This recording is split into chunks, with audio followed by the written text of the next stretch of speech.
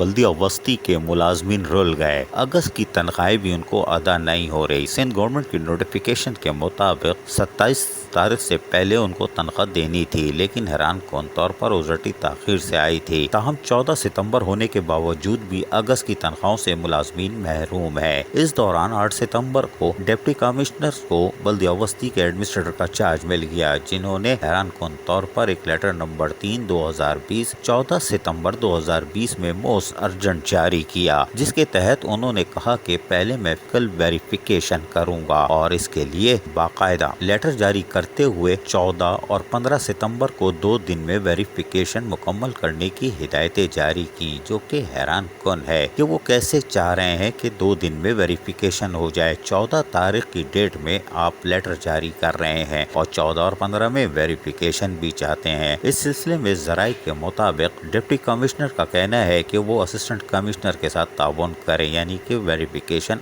Assistant commissioner کریں گے۔ یہ غیر قانونی عمل ہوگا کیونکہ حکومت سندھ کے نوٹیفیکیشن کے مطابق ڈپٹی کمشنر ایڈمنسٹریٹر ہیں، اسسٹنٹ کمشنر کا کوئی رول نہیں بنتا اور ان کی یہ ذمہ داری بھی نہیں ہے۔ اور اگر ایسا ہی ہے تو کیا اسسٹنٹ کمشنر ٹھنڈی مشین سے باہر آئیں گے؟ یہ ناممکن ہے، اس لیے کہ دودھ کی قیمتیں ابھی بھی 120 روپے ہے، لیکن کیا ٹماٹر 10 روپے کلو ہو گیا؟ کیا ٹھیلے پتھارے ہٹ گئے؟ ٹریفک کی روانی مکمل یقینی طور پر ضلع وسطی میں ہے؟ یہ سارے سوال ہیں، لیکن اسسٹنٹ کمشنر کو فزیکل ویریفیکیشن کا کوئی اختیار نہیں اور ڈپٹی کمشنر از خود تو یقیناً کر سکتے ہیں، اور اگر کوئی کمیٹی بناتے ہیں تو وہ بھی بلدیہ وسطی سے ہو سکتی ہے۔ لیکن حیران کن طور پر ان احکامات سے ملازمین تنخواہوں سے محروم ہو گئے۔ بلدیہ وسطی میں گزشتہ 4 ماہ سے کورونا وائرس کے بعد سے تنخواہوں کا شارٹ فال تھا اور لوگوں کو تنخواہیں ویسے ہی تاخیر سے ملتی تھیں، لیکن اب اگست کی تنخواہ 14 ستمبر گزر جانے کے باوجود بھی نہیں مل رہی۔ فزیکل ویریفیکیشن ایک اچھا قدم ہے اور اس کے لیے اور بھی طریقے ہیں۔ کیا 7,500 ملازمین کو کرسی لگا کے ڈپٹی کمشنر یا ایڈمنسٹریٹر بلدیہ وسطی خود ویریفائی کریں گے؟ یہ ایک سوال ہے، لیکن اگر اسسٹنٹ کمشنرز کے ذریعے مانیٹرنگ کی گئی اور ویریفیکیشن کا عمل کیا گیا تو یہ انتہائی حیران کن ہوگا اور یہیں سے ماضی کی طرح ڈپٹی کمشنر کو ملنے والا ایڈمنسٹریٹر کا چارج واپس ہونے کی پہلی سیڑھی قرار دی جا سکتی ہے۔ عزیز عارف، KBS بلدیاتی نیوز، کراچی۔